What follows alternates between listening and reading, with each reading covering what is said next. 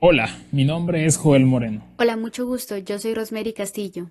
En este video te contaremos la situación que vivió Guatemala en su lucha por mitigar la pandemia COVID-19 en los primeros 6 meses. A lo largo de los años, Guatemala ha pasado por diversas situaciones que han marcado su forma de vivir, como terremotos, tormentas y ahora el surgimiento de una pandemia. Acompáñenos a conocer cómo se vivió la crisis de COVID-19 en Guatemala.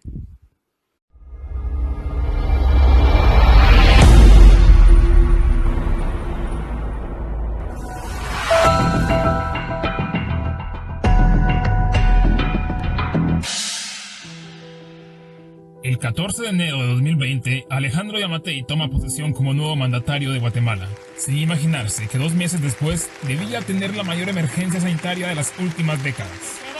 Que merecen justicia y cuentan con todo mi apoyo para abrirles las puertas y que ustedes hagan lo mejor que saben hacer. Trabajar con ese esfuerzo infinito que a todos nos llena de orgullo. Guatemaltecos y guatemaltecas, en este gobierno todos van a ser escuchados. Este es un presidente de todos y para todos.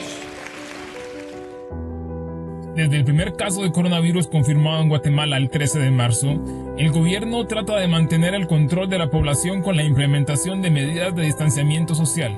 Sin embargo, estas afectaron la economía del país debido a la reducción de las horas de trabajo, la escasez en la producción y la pérdida de empleos.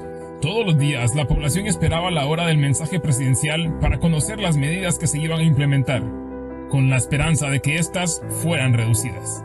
Sin embargo, al pasar la cuarta semana, los casos de infección se incrementaron y la posibilidad de reducir medidas de cuarentena se desvanecía. El gran dilema que enfrentaban las autoridades era la de mitigar el contagio del COVID-19 versus el deterioro de la economía de los ciudadanos. Muchos guatemaltecos están siendo afectados económicamente por esta pandemia, ya que por medidas de prevención el gobierno ha tenido que suspender varias actividades laborales, dejando a muchos guatemaltecos sin trabajo.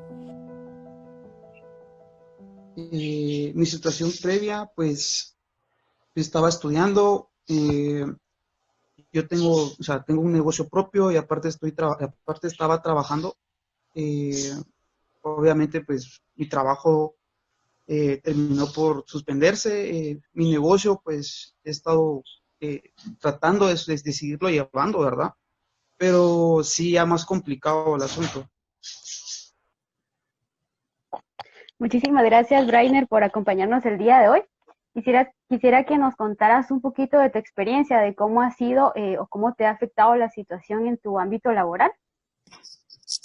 Sí, la verdad que sí me afectaba bastante porque ya estaba acostumbrado a trabajar todos los días, levantarme, ir al trabajo, y ahora únicamente lo que hago es estar en la casa, haciendo limpieza, toca de ama de casa porque no queda de otra.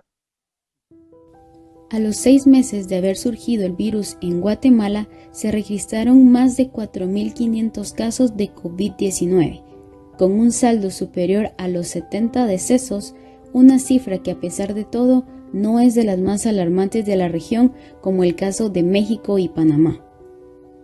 Una de las mayores preocupaciones era que el sistema de salud pudiera responder al aumento de la crisis sanitaria.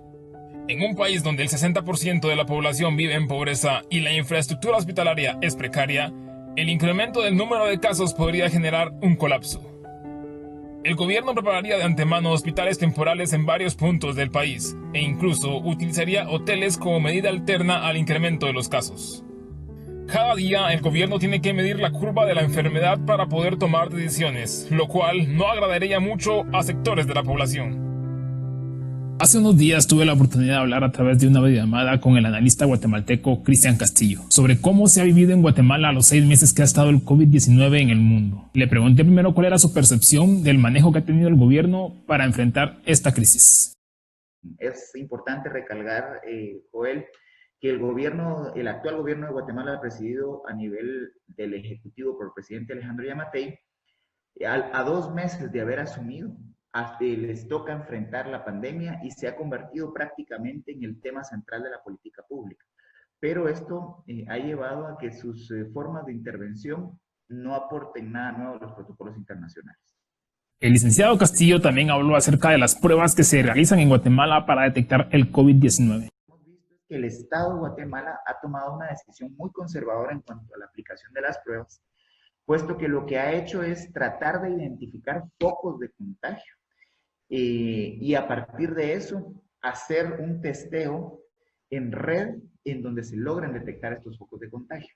No es un testeo masivo al azar, es decir, digamos, países como algunos de los países asiáticos que han logrado aplanar la curva, lo que hacen es testeo masivo, aleatorio, para poder identificar posibles contagiados, inclusive asintomáticos, porque son los más peligrosos. Personas que no presentan ningún síntoma de la enfermedad, pero que son portadores del virus y a partir de eso contagian. En ese sentido, como el Estado guatemalteco, que no cuenta tampoco con un número ilimitado de pruebas, aunque tiene una cantidad importante de ellas, ha decidido entonces hacer pruebas muy focalizadas y muy particularizadas a partir del intento de identificar focos de contagio. También se habló acerca del incremento de muertes que ha tenido Guatemala por COVID-19 y le pregunté sobre cuál creía que era la razón del incremento. Bueno, Joel, este es un comportamiento natural del virus, es un comportamiento que responde a el ritmo de contagios. Cada contagiado potencialmente puede convertirse en una amenaza de 3 a 6 personas, dependiendo de sus núcleos de relacionamiento. Por último, el licenciado Castillo habló acerca de las medidas dadas por el gobierno para prevenir el COVID-19.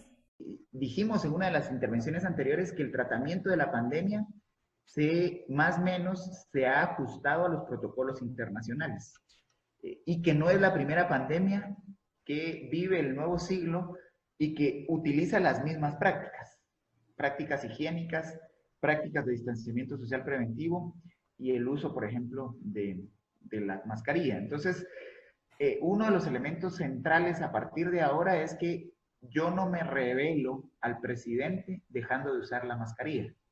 Si yo por voluntad propia uso la mascarilla mal o no la uso, esto debe ser, es una decisión personal que además debe permitirme estar en la capacidad de asumir las consecuencias si me contagio. Para muchas familias, la crisis afectó su economía, obligándolas a salir a las calles en busca de ayuda para sobrevivir. Para mitigar la emergencia económica, se proponen proyectos de corto y largo plazo en busca de la reactivación económica. En el Congreso de la República se aprueba un paquete de apoyo de emergencia que destina 11.000 millones de quetzales a programas de ayuda para los sectores más afectados de COVID-19.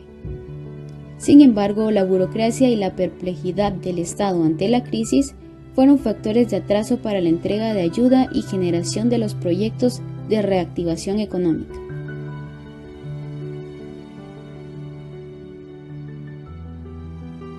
A pesar de la adversidad, la característica creativa de los guatemaltecos ha sido una fuerza que impulsa a salir adelante ante la crisis sanitaria.